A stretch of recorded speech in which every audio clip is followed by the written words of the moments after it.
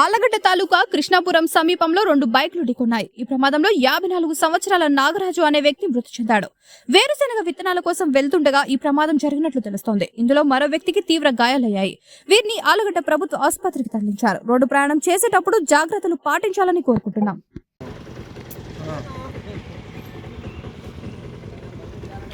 ఇదే బండో ఇదే ఉంది మనకు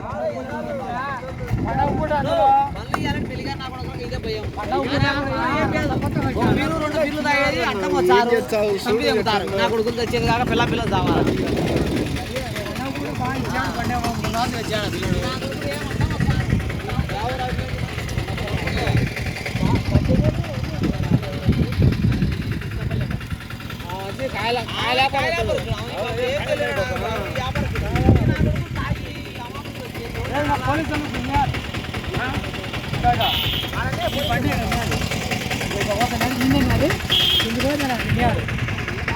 కొట్టి